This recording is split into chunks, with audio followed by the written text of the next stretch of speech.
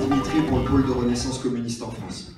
Donc tout d'abord, merci à toutes les organisations qui ont pris part à l'organisation de ce meeting ce soir et à la manifestation qui arrive très vite.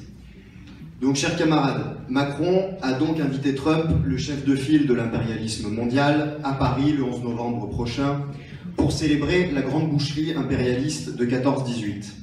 Ces impérialistes vont donc boire le champagne sur les cadavres des 18 millions de morts de leur guerre. On croit mourir pour la patrie, on meurt pour des industriels, écrivait déjà à l'époque l'écrivain Anatole France.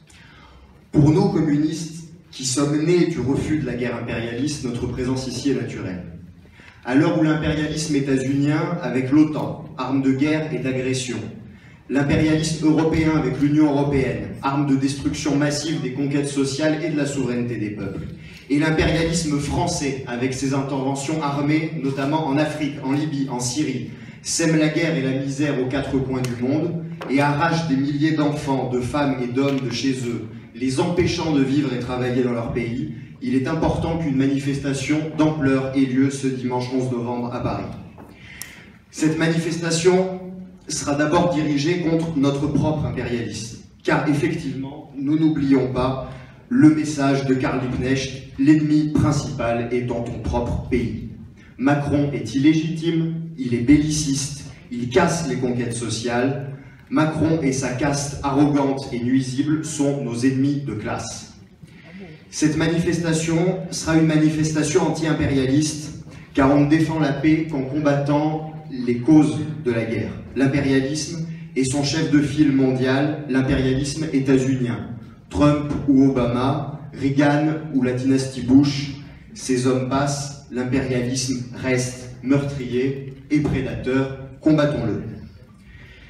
La victoire du fascisme au Brésil, où Bolsonaro n'a vaincu que grâce à la trahison social-démocrate, au soutien du capital, des marchés, des grands propriétaires terriens, de l'église évangélique et du gouvernement des États-Unis, démontre que le ventre est encore fécond. En Europe aussi, de Kiev à Budapest, de Rome à Varsovie, le fascisme relève la tête. Notre manifestation sera donc antifasciste et solidaire de nos camarades révolutionnaires marxistes-léninistes du Parti communiste brésilien, des syndicalistes, des progressistes, des militants sincères du Parti des travailleurs, des femmes, des LGBT, des travailleurs et du peuple du Brésil. Et puisque nous recevons, si je puis dire, un Américain, je terminerai sur cette petite citation d'une autre Américaine que vous connaissez, femme noire communiste Angela Davis, qui disait qu'en tant que femme noire, ma politique et mon appartenance politique sont liées à la participation et à la lutte pour mon peuple, pour sa libération, et à la lutte des peuples opprimés partout dans le monde contre l'impérialisme américain. Chers camarades, faisons du 11 novembre une grande journée pour la paix, anti-impérialiste et antifasciste. À bas l'impérialisme et vive la solidarité internationale.